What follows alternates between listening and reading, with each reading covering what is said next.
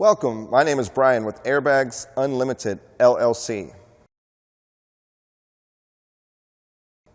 Today we're going to be working on this kind of cool Jeep. It's already lifted, it's already got the tires on it.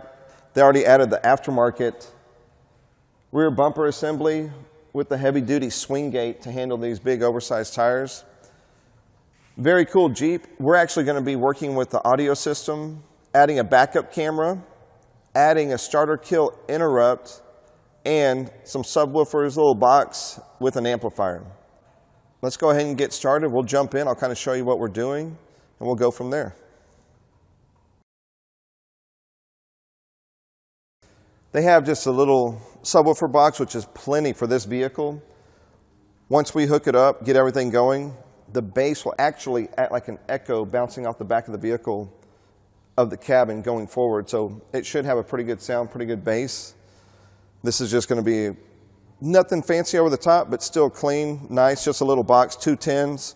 We're going to be using a Rockford Fosgate mono amplifier for the subwoofers. We are using the Pioneer AVH 2550 NEX. So this one is the Apple CarPlay radio, double DIN screen, touchscreen. This one has pretty good functions as far as your Android or Apple phones.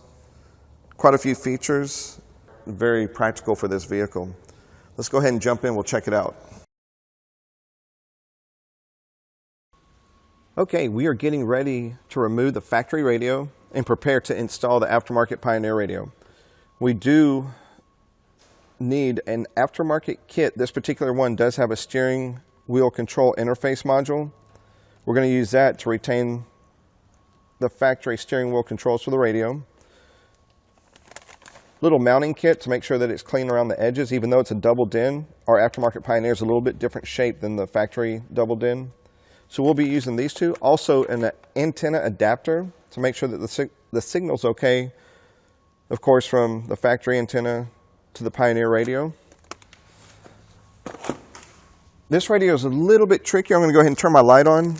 It won't take too long here, but we require a 7mm socket to remove the bolts around the radio.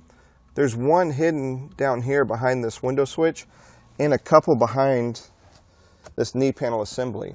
I went ahead and removed the knee panel assembly screws to make it a little bit quicker, but it looks like this kit removes just from right here, but it does not. It actually goes all the way around. This is one piece wrapping around the dash over to the left AC vent. This is all one part of the dash and it comes out in one piece. So you just have to be careful. Don't scratch anything up. Let me get my drill ready and hop in. Okay. First thing I want to do, use our special safety panel popper here. All we're going to do is gently click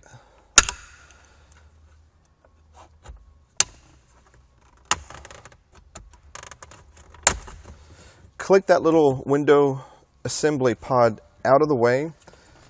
There is a locking tab back here. It's going to be kind of tight, hard to see, this little red tab. Pull it up.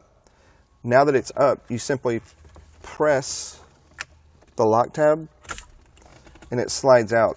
You do have to slide this locking pin up or else it will not remove at all unless you break it. So it's there for a purpose. It locks in the plug to the window switch assembly module. I'm going to set this in the back seat. Like I said, if you get a quick look here, here's a little 7mm screw. That one's kind of hidden. So we're going to get our drill right here. Let's go ahead and remove that one out of the way. Now, you may not be able to see this too easily. All you do is just with fingertips pull this little knee panel below the steering column, just like that. Slides down, it's kind of hard to see. 2 screws, one on each side right here. I already removed them just for a little bit quicker video display. Now, all we're going to do is come in. I'm going to start on this side, just pull just a little bit. And even doing that way over here, all these clips start to release. We know that there's no other screws back here. On the trim panel, gently, I like to use 2 hands right here, just pull.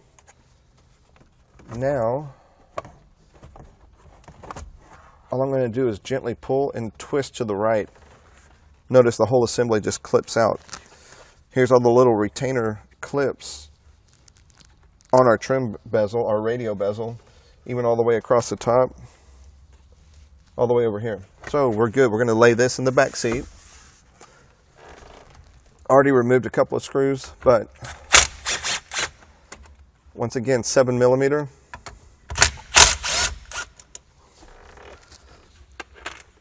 Once you do that, gently wiggle the factory radio. And I already unplugged it. I went in here just to check everything. Unplugged it. So there's the back of our radio. We don't need a GPS antenna adapter because we're going to be using the Apple CarPlay version of our own navigation system through our cell phone. Antenna adapter, I already clicked it in. Goes right here to this white plug. The white plug is our AM/FM antenna signal right here. Already clicked on the aftermarket antenna adapter. We will not be using the factory GPS. And here is our radio plugs right here. We tried a couple of different mounts for this particular wheel and it just didn't come out right. It didn't come out far enough. These spokes are kind of tight up here. Some of the factory Jeep wheels, they make kits that do come through here and jet out and it works fine. This particular one, it didn't work properly. So what we did was come down to the aftermarket bumper assembly, used a 170-degree wide angle rear view camera. Even though the angle is slightly down, it still works fine as far as the visibility. Much better choice than trying to put it up on the spare tire. If they do have a flat and they need to get up here, it's a little bit better down here. It's out of the way, it's safe, it's protected. Okay, here we are in the Jeep checking out the radio. The backup camera works very well. Let me go ahead and put it in reverse. Pretty good angles. What's cool about this one, you can control the lines on the radio up here instead of having to mess with the camera. Hit a button, your distance lines automatically pop up. Hit it again to remove it. Back to the radio. Now this particular radio does have a USB connection, which I ran over to the glove box. I'll show that to you in a minute. The microphone on this particular vehicle for the phone, usually you would put it somewhere up in the top. Most vehicles I'll go up top by the rear view mirror, but this Jeep, if the customer wants to, can flip the windshield all the way down. So I don't want it up here per se. I actually put it in a different location and tested it. The acoustics on it are good. I like putting it more in the middle, not over to the left just for the driver, but for the passenger if the passenger is talking also. Little remote control comes with it. Just pointed at it. In addition to this remote control, the steering wheel also has controls. When we install the radio, we use the harness, adapter harness, that has the little module to incorporate the steering wheel controls so that it retains the factory settings for the driver. Just a nice touch instead of just trying to do a regular adapter harness without the steering wheel controls. If it has it, we like to use it, especially for the Jeep vehicles with all the data bus information coming through the module to the radio to the car. Also, what I like to do whenever we do installs, pretty much on anything, especially with radios, we'll come in and do a, let me turn the light back off. We'll do a diagnostic scan, just an extra perk. Whenever we're doing a system, a stereo system, we have the technology, we have the equipment, we have the tools to do it so that whenever we're done working on the vehicle, we know we're not going to leave any codes behind, any triggered codes on the BCM, ECM, TCM, anything like that. All the codes are going to be cleared. This particular one had 3 codes on it. Lost communication with the radio, lost communication with the radio, and lost communication with the radio on the hands-free, the gateway module, and the instrument cluster. So I don't want to leave those. We come in, we do a post scan, and as you can see now, all the codes are gone, all the codes are cleared, tested. This particular system lets us take a pre-scan with the picture and a post-scan with the picture. So just an extra little perk for the customer.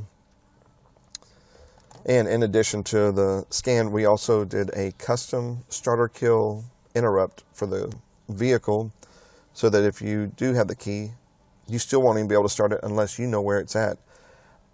In addition to the starter kill, I like to do what's called a fail-safe bypass, just in case what we use to trigger the starter kill, if anything happens to the vehicle, it gets messed up, the trigger gets messed up, what starts the vehicle, the customer will know we have a secret bypass where they won't be stuck if they're out in the middle of nowhere.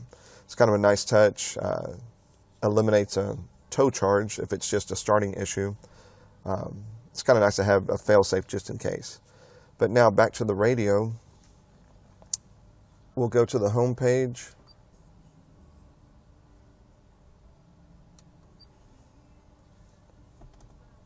And then we're going to show you where the USB is at also here.